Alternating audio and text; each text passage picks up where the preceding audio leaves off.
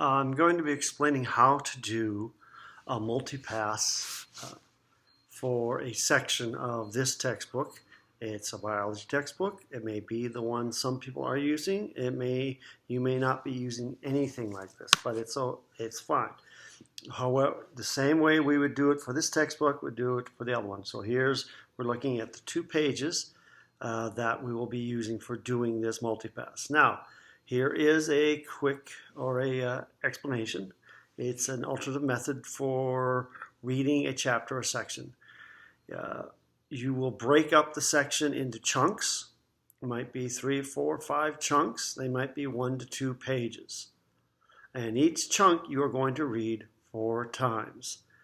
Now I'm going to be showing you some slides of how we do a multipass for each pass. We'll call it the first pass. You're going to read it out loud. And after you're done reading it, you can turn a chapter title, section titles, and all other headings into questions and answer them in complete sentences. Now, this is for just the first chunk. You will do this for each chunk, and now, the second pass, you read it again. This time you don't read it out loud. Now you look for figures on those pages of the chunk that you're reading, 1 or 2 pages. And then you will write about those figures, saying how they relate to the actual reading. You might be just doing a description. But then you're going to have a third pass. You read this chunk again, this 1 to 2 pages. Now you look for vocabulary, things that are highlighted. And you're going to write the word, the definition, and then write a sentence using that vocab word, because that's what shows that you actually understand it. And then you do the fourth pass where you read it a 4th time. Now, at the end of the section, you will be reading it. Now, let's stop it for just a moment. Why do you read it 4 times? Because they have found in research that if you need to read something 4 times before you start remembering it. Why do you do something different after each time you read it? Because they have found if you have an activity with that reading it, that you remember it better. Now, as I said, on the 4th pass, when you read the first chunk, you don't need to do anything after you read it. You just go on to the next chunk and start the first pass. But when you're finished with the section, then at the end of that 4th pass, you write a summary that summarizes the entire section. Now, some people at the beginning find it easier to write a short summary for each chunk, so that when they get to the end of the section, that final chunk, that then they find it easier to write a summary. So let's get started. So when the slide with the reading comes up, I will begin to read it, and I'll read it out loud. I will not read the entire page, but we will do it there. Okay. Earth is a home to an incredible diversity of life. In Yellowstone National Park, there are pools of hot water as acidic as vinegar. It might be difficult to believe, but these pools are also full of life. Life is found in darkness at the deepest ocean floors and in thousands of years old ice in Antarctica. Not only are living things found just about anywhere on Earth, but they also come in a huge variety of shapes and sizes. Plants, for example, include tiny mosses and giant redwood trees on which mosses can grow.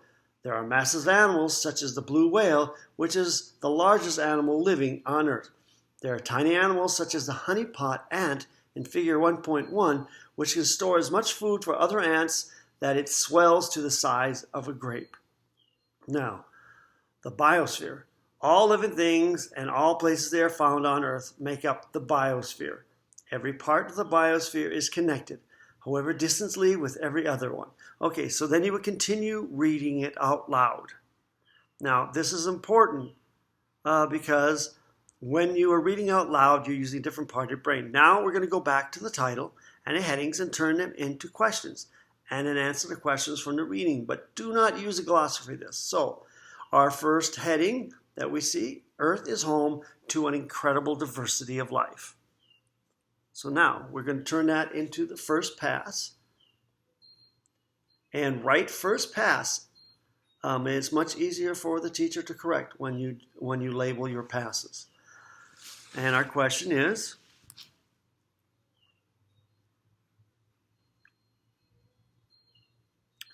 what are examples of Earth being the home to incredible diversity of life? Now you see, I changed it slightly. It's is and be are the same word. I just used a different tense.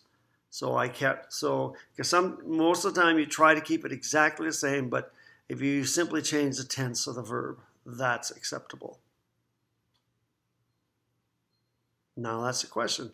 And it can be handy to mark Q for question and A for answer.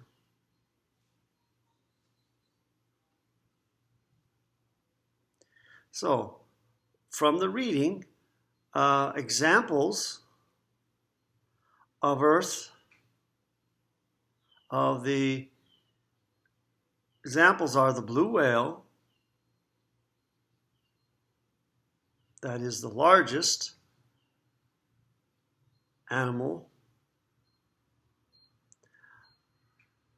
on Earth and is actually the largest that there has ever been. And then you have the tiny honeypot ant.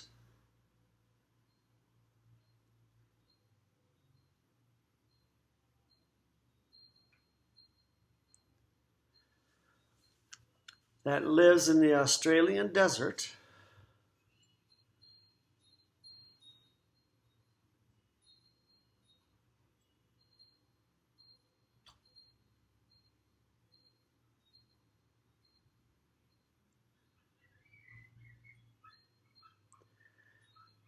And you could say more about it, how it stores its food. Now, the second pass, you read it again. So we read this again, but now we want to look at one of the figures.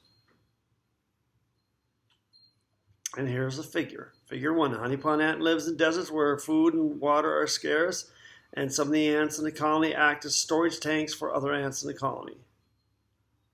So we write second pass. Figure 1.1.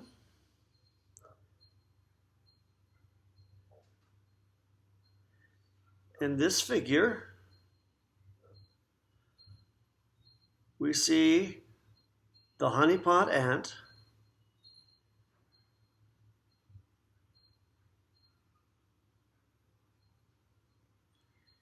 that has evolved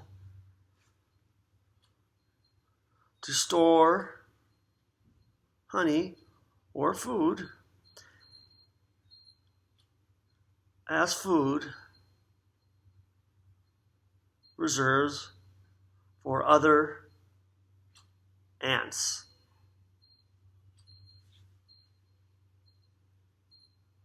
In its colony.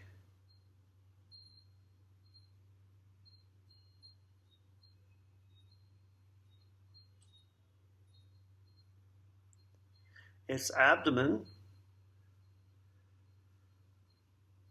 swells up to the size, swells up like a grape.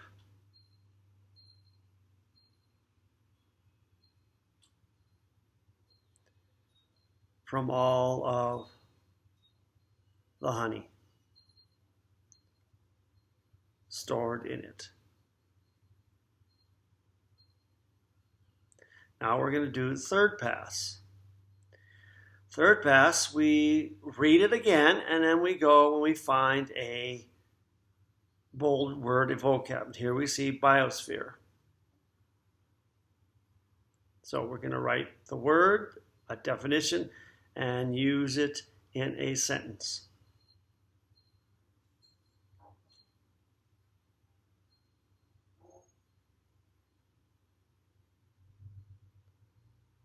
So we write biosphere.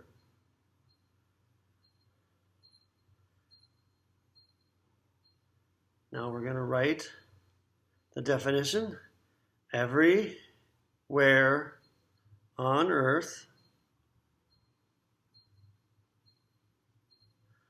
where life, living organisms are found in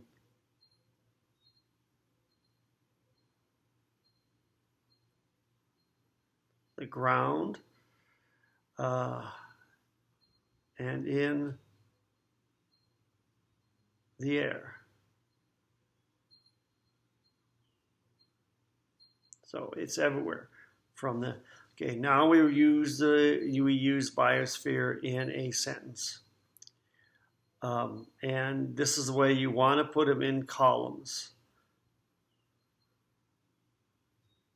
The land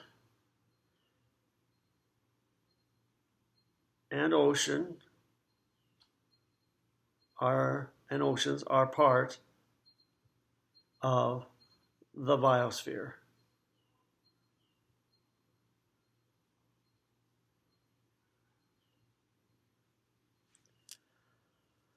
Now we're going to go to the fourth pass. The fourth pass, you read it again, and then when you do your final fourth pass, you write a summary for all the chunks. Now here, I'm going to write a summary for just this one chunk. So we read this over again for the 2 pages, and then we write a summary.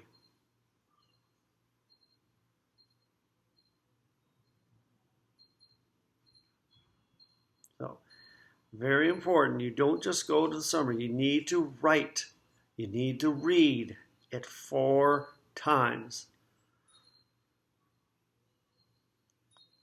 So here I'm going to begin writing a summary. I won't write a complete summary. The Earth is a home to an incredible number of diverse organisms.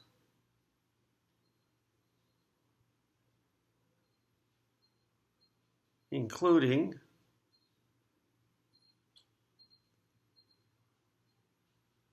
the giant redwood trees and the moss growing on them, the moss that grows on them.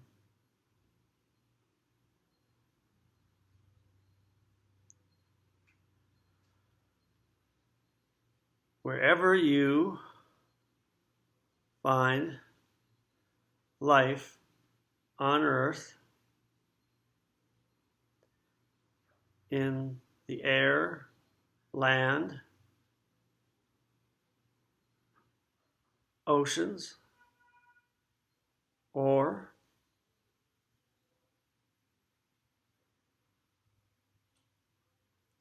even the soil, we call that the biosphere.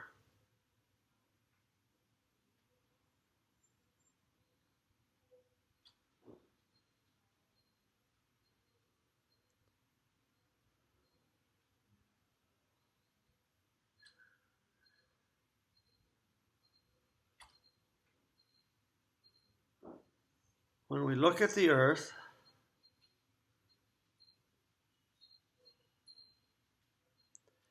and how it is, and what we would be there, I'd probably be writing how it is divided into areas of where there's more life. We find more life towards the equator and less towards the pole. So this will be, we continue writing it and that.